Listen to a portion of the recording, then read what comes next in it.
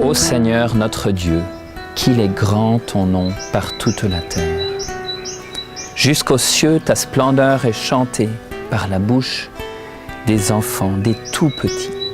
Le psalmiste fait une description de la splendeur de la création qui reflète la grandeur de Dieu. Et donc nous trouvons dans l'enfant Jésus ce reflet, évidemment, parce qu'il est Dieu, mais dans l'humanité, dans notre humanité, en l'enfant Jésus, on retrouve la splendeur de Dieu.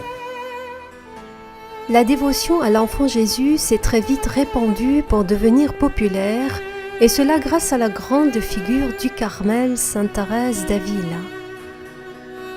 La Madre Thérèse, grande réformatrice de l'ordre, avait un attachement spirituel particulier au Saint-Enfant Jésus.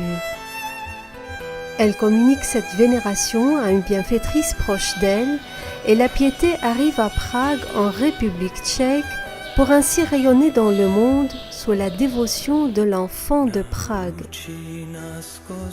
Il s'agit d'une statuette à qui on attribue un nombre de miracles, et depuis, le pont spirituel entre les pays ne cesse de se tisser. Un ermite au sud de l'Espagne a l'apparition de l'enfant Jésus qui lui dit de prier. Alors il ne sait pas que c'est l'enfant Jésus, c'est un petit enfant qui apparaît dans son ermitage. Il lui dit, on prie ensemble le « Je vous salue Marie ». Et au moment, l'ermite dit « Et Jésus, le fruit de vos entrailles est béni », l'enfant dit « Jésus, c'est moi ». Enfin, cet enfant, c'est moi. Le fruit des entrailles, c'est moi. Cet événement mystérieux fait monter le désir, a suscité le désir dans cette ermite de graver dans quelque chose, dans la pierre, dans une image, cette rencontre miraculeuse. Et donc il a pris de la cire, qui était un matériau pas cher et facilement modelable. Et il a essayé de fabriquer une statue. Il n'y est pas parvenu. Alors un beau jour, l'enfant lui-même va lui faire la statue et laissera l'empreinte. De manière mystérieuse, l'empreinte d'un ravissant visage. La statue, la voici. Une statue qui n'est pas revêtue de vêtements, sauf voilà, qui montre un petit enfant, un bébé en taille en fait, d'un bébé qui vient de naître. Ici, c'est une réplique en céramique. Donc un enfant en cire qui vient de naître, vêtu d'un pyjama, si on veut, d'une robe.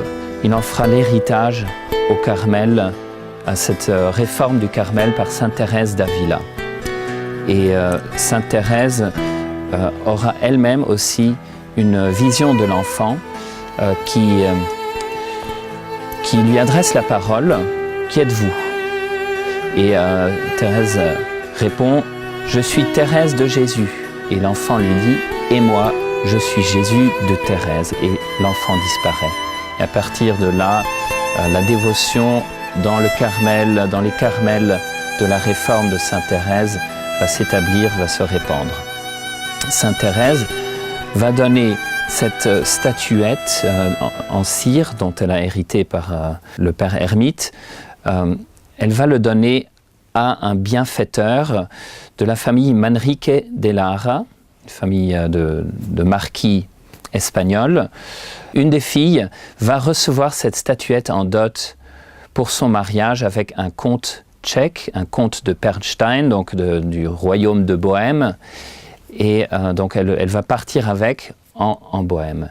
Et la fille Polyxène, donc, qui épouse un prince de Lobkowitz, elle en fera cadeau, une fois veuve, au père Carme. Nous sommes en l'an 1628, et donc les pères Carme ont cette dévotion pour l'enfant Jésus.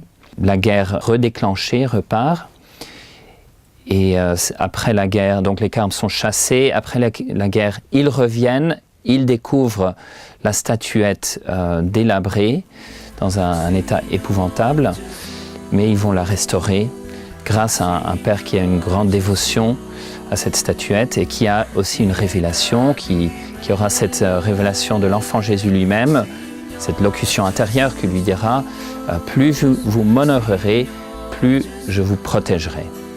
Cette dévotion reste dans les murs des cars, mais elle va sortir des murs. On va dédier une petite chapelle pour l'accès au public, pour la dévotion. Et effectivement, cette dévotion va se répandre à partir de là, d'abord dans le pays tchèque, mais après, elle va accompagner les missions aussi.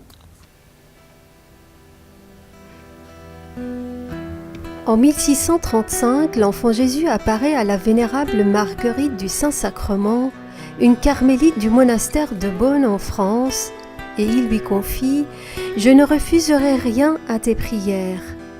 Par les mérites du mystère de mon enfance, tu surmonteras toutes les difficultés. » Cette vénérable Marguerite du Saint-Sacrement a, pour ainsi dire, complété la dévotion à l'enfant Jésus de Prague en composant un chapelet à l'enfant Jésus aux 12 premières années de vie de l'enfance de Jésus. Donc entre sa conception jusqu'à son recouvrement au temple. À 12 ans, il était parmi les docteurs. Si tous les enfants étaient comme lui, le monde serait meilleur. Mais beaucoup d'enfants sont comme lui.